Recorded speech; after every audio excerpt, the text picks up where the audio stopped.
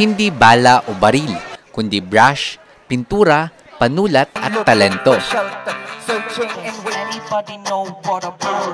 Ito ang naging sandata ng ilang grupo sa Baguio para kondenahin ang patuloy na genocide o pagpatay sa mga Palestino sa nagpapatuloy pa ring giyera ng Israel at Hamas. Lumahok dito ang mga estudyante at mga organisasyon sa Baguio. Bali, commemoration po natin ito dito sa Baguio City ng second year anniversary ng Al-Aqsa Resistance sa Palestine.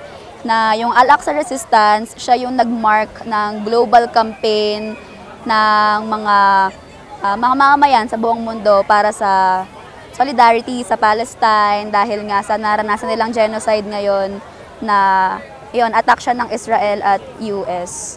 Bago magsimula ang protesta, nagsagawa muna ng iba't ibang cultural workshops.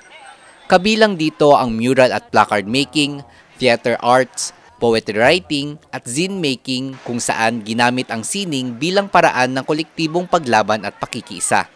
Na hindi nga lang kasi siya parang art for art's sake, kumbaga may message kasi tayo na gustong i-convey sa ating mga artworks, sa ating mga literary works, ganyan, iba't ibang cultural works.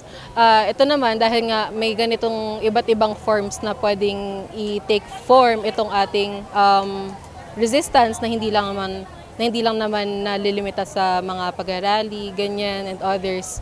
Ito naman ay dahil nga mas open nga siya, ay parang mas nagiging accessible nga siya for everyone, mas madali siyang madali nga siyang maipapakalat pa to a broader audience.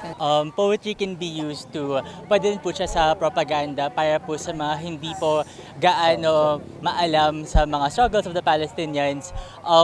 Poetry can be used to disseminate that information in a way na that's more easily consumable and resonates more with the feelings of people. At ginagamit din po ito para hindi makalimutan ang mga pinagdaanan nila. Bit-bit ang mga placard, bandila at mga ilang obra na sumisimbolo sa pakikiisa at pakikibaka ng Palestine. Sa bawat sigaw at awit, muli nilang ipinapahayag ang panawagang Free Palestine.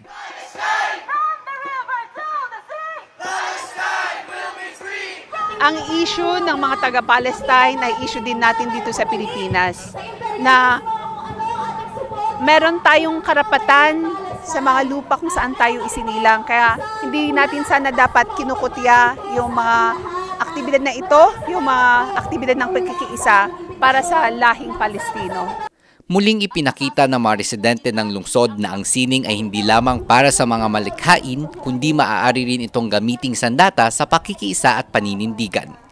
Sa huling tala ng Gaza Health Ministry, pumalo na sa higit 67,000 na Palestino ang nasawi sa giyera sa Gaza na nagsimula noong ika-7 ng Oktubre 2023. Ron Maranan, RNG News.